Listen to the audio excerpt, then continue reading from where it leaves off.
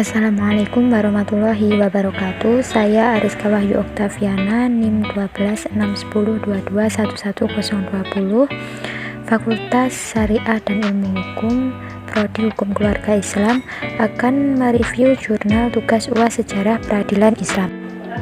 Kali ini saya akan membahas topik yang pertama, ada sejarah peradilan Islam pada masa Turki Utsmani. Yang kedua, sejarah peradilan Islam di Kerajaan Islam Nusantara. Dan yang ketiga, ada peradilan syariat Islam atau Mahkamah Syariah Provinsi Nangroe Aceh Darussalam. Yang pertama, ada perkembangan sistem peradilan. Perkembangan sistem peradilan di Turki Utsmani akan lebih jelas kelihatan bila dikaitkan dengan masa sebelum Tanzimat. Pada masa sebelum Tanzimat ini, peradilan Islam terkait erat dengan kedudukan sultan sebagai kepala negara dan sekaligus sebagai kepala urusan agama. Kewenangan peradilan yang ada ketika itu dibagi menjadi dua, yaitu kewenangan hukum atau peradilan syariah yang disebut qadhi dan kewenangan dalam hukum-hukum non-syariah yang disebut syurtah. Kekuasaan qadhi diukur secara hierarkis mulai dari tingkat pusat sampai daerah. Sebelum masa Tanzimat atau 1839 sampai 1924, peradilan Islam mengalami perubahan yang cukup berarti. Kondisi ini dipengaruhi pula oleh semakin jauh dan semakin minimalnya perhatian terhadap kepentingan rakyat. Akhirnya penduduk Tanzimat berhasil menetapkan piagam Gulhane pada tahun 1839. Setelah piagam ini ditetapkan, undang-undang dan peraturan yang didasarkan pada piagam dimaksud serta lembaga pendudukan yang bermunculan. Selanjutnya ada sistem peradilan di Nusantara.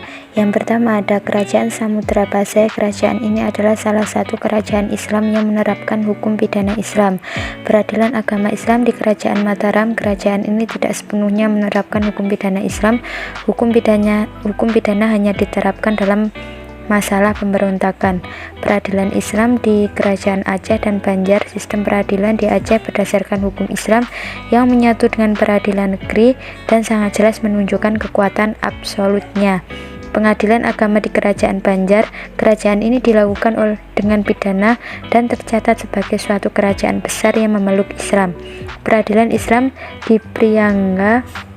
Kerajaan ini merupakan suatu peradilan yang mengambil pedoman rukun yang ditetapkan penghulu, yaitu pemuka agama di kerajaan.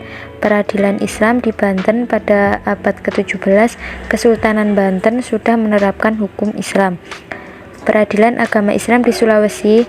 Integrasi ajaran Islam dan lembaga-lembaganya dalam pemerintahan kerajaan dan adat lebih lancar karena perannya adalah raja. Kerajaan Raja Ali Haji di Riau. Lembaga peradilan ini mempunyai kelengkapan yang terdiri dari mahkamah kerajaan dan mahkamah kecil yang bertugas menangani perkara muamalah, jinayah, dan juga munakahat. Yang selanjutnya ada peradilan syariat Islam atau Mahkamah Syariah Provinsi Nangroe Aceh Darussalam. Pada masa reformasi Aceh kembali menuntut pemberlakukan syariat Islam. Tuntutan referendum kepada Aceh mendominasi tuntutan pemberlakuan syariat Islam. Pemerintah pusat merespon tuntutan ini dengan menggunakan Undang-Undang Nomor 44 Tahun 1999 tentang penyelenggaraan keistimewaan provinsi daerah di Aceh.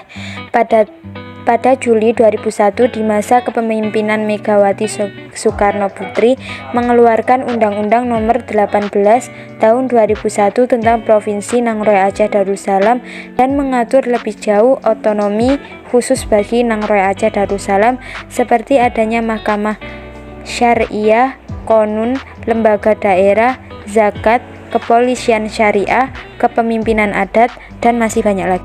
Selanjutnya ada lembaga penegak syariat Islam di Aceh. Yang pertama ada Majelis Permusyawaratan Ulama atau MPI. Yang kedua Dinas Syariat Islam. Yang ketiga Mahkamah Syariah atau MS. Dan yang terakhir ada Wilayatul Hizbah atau WIHA. Itu tadi review jurnal untuk memenuhi tugas UAS Sejarah Peradilan Islam. Kurang lebihnya saya mohon maaf. Wassalamualaikum warahmatullahi wabarakatuh.